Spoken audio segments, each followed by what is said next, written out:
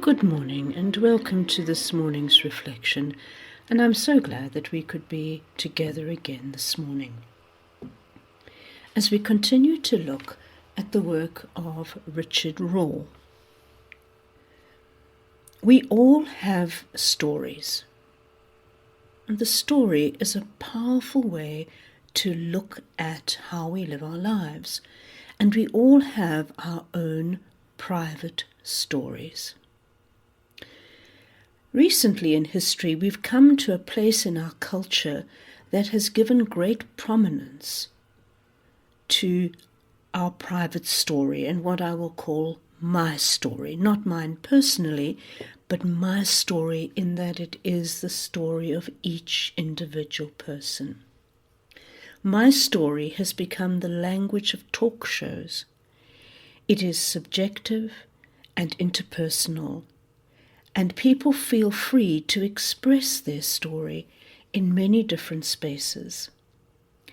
And that is good as far as it goes. Most people in history prior to our current era didn't have a place for my story, so to speak. They had no space for their private story. But now, today, my story, my private story, is becoming a substitute for transcendence, a substitute for God, a substitute for religion. My story is not yet the story. My story creates individuals, but not necessarily holiness or wholeness, or even people who understand their place in society or in history. My story, my private story that each of us has, gives us a very narrow view of the world and our role in it. So there is, of course, and there must be, a larger story. And this story is the story of us. This is our story. This is where most people would have lived throughout history. The story of their race, their culture, their gender, their ethnic group, their religion, their occupation, their nationality. And we often defend this story, the story of our group, quite irrationally. It becomes a very emotive story for us. This story often leads to groupthink. And our personal identity can quite often be very closely associated with our group identity. I am a, whatever that a might be. Groups are highly malleable, and they are subject to fear and to violence. They often have very little self-knowledge. They will develop and they will mature if they can begin to learn the language of the personal story, of the private story, of their story, and also the language of the greater story, God's story. Scripture talks about this is me and this is us, but Scripture adds more. It adds the story with a capital T, the story. And the story connects the me and the us to the infinite. It connects us to God. It connects us to the eternal. We are often tempted to live in our own private story and make that all that we worry about, all that we invest in. But this story is too small, and it often becomes boring and narcissistic. But we must ask, how does my story fit in with the larger context in which I live? What do I do with my story so that it fits well into my context? And what do I do for others? And what do I do for the future? Quite often, conservative people or people prone to fundamentalism will get lost in the our story, in their group loyalties and their group identities.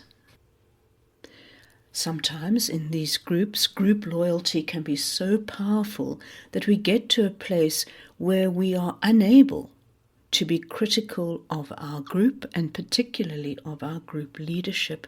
It is seen as disloyal.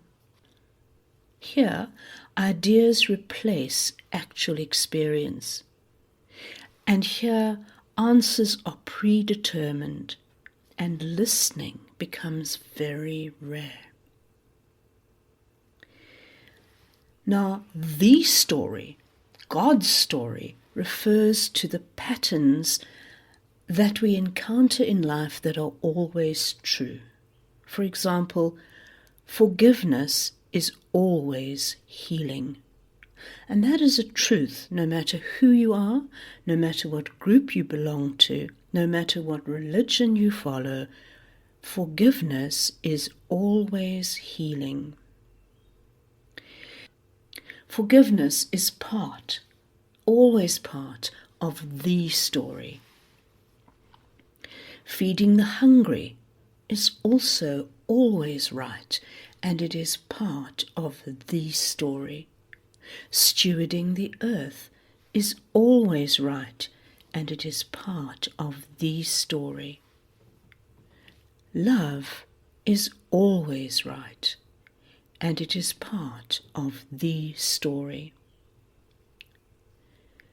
So, to move to the story, we must each of us first take responsibility for our personal story and also for our group story.